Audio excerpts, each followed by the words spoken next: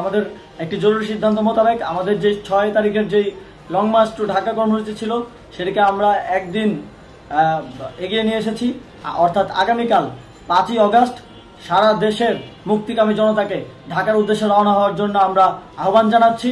যারা পারবেন, যাদের পক্ষে সম্ভব হবে, আজ রাতেই আপনারা ঢাকার উদ্দেশ্যে রওনা হয়ে যান। আমরা আগামীকাল সারা দেশের মুক্তিকামী জনতাকে ঢাকায় আসার আহ্বান জানাচ্ছি। বিশেষ করে ঢাকার আশেপাশে যে জেলাগুলো আছে আপনারা দায়িত্ব নিয়ে মসজিদের মাইকে ঘোষণা দিয়ে যাদেরকে পাবেন সবাইকে নিয়ে ঢাকার উদ্দেশ্যে রওনা হন। এই লড়াই আমাদের জন্য একটি চূড়ান্ত লড়াই। আমরা চূড়ান্ত ঘোষণার জন্য প্রস্তুত, আমরা গণভবনের দিকে যাত্রার জন্য প্রস্তুত এবং সেই উদ্দেশ্যেই আপনারা সবাই ঢাকা আসুন। আমরা আপনাদের সবাইকে নিয়ে আমাদের চূড়ান্ত দাবি আদায়ে এগিয়ে যাব। আমি জানি না সমন্বয়করা আজকে রাতে বেঁচে থাকতে পারবে কিনা, কিন্তু আপনাদের উপর আমরা এই দায়িত্ব দিচ্ছি।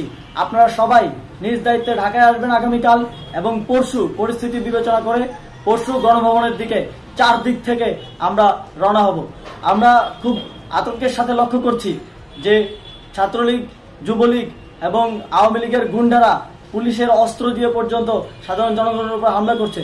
কিন্তু একটি সুখের খবর হচ্ছে সারা দেশের বিভিন্ন স্থানে সেনাবাহিনী ছাত্র জনতার পক্ষে দাঁড়িয়েছে, আবার কিছু কিছু জায়গায় যেমন মিরপুর ও মোহাম্মদপুরে সেনাবাহিনী ছাত্র জনতার বিপক্ষে দাঁড়িয়ে গুলি চালাচ্ছে। আমরা সেনাবাহিনীর প্রতি আহ্বান জানাতে চাই, আপনারা এদেশের নাগরিক এবং আপনারা এদেশের নিরাপত্তার দায়িত্বে আছেন, এদেশের জনগণের যানবাহনের নিরাপত্তার দায়িত্বে আছেন। আপনারা দেশের পক্ষে এবং দেশের জনগণের জন্য কাজ করবেন, কোনো খুনি সরকারের জন্য, কোনো খুনি রাজনৈতিক দলের জন্য কাজ করবেন না। এটি এদেশের জনগণ আপনাদের থেকে প্রত্যাশা করে। আমাদের এই আন্দোলনে সম্পূর্ণ সমর্থন দিয়ে হয় নিরপেক্ষ থাকুন, অথবা এই খুনি বাহিনীকে, সরকারের খুনি বাহিনীকে প্রতিহত করুন, তাদেরকে যথাযথ শাস্তির আওতায় নিয়ে আসুন।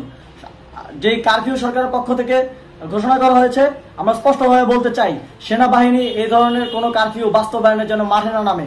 যদি মাঠে নামে তাহলে সেনাবাহিনী স্পষ্টভাবে অফিসিয়ালি জনতার বিরুদ্ধে দাঁড়াবে। আমরা চাই না সরকারের এই ষড়যন্ত্রে সেনাবাহিনী পা দিক। সেনাবাহিনীকে জনতার বিরুদ্ধে দাঁড়ানোর যে ষড়যন্ত্র সরকার রচনা করছে সেটিতে সেনাবাহিনী পা দিবে না, এই বিশ্বাস আমরা রাখতে চাই। আওয়ামী লীগ আজ সারা দেশে তাদের খুনি বাহিনীকে নামিয়ে দিয়েও ছাত্র জনতার প্রতিরোধের মুখে টিকতে পারেনি। রাজপথের পরাজিত শক্তি হিসেবে তারা সেনাবাহিনী সহ অন্যান্য বাহিনীকে আমাদের বিরুদ্ধে কাজে লাগানোর চেষ্টা করছে।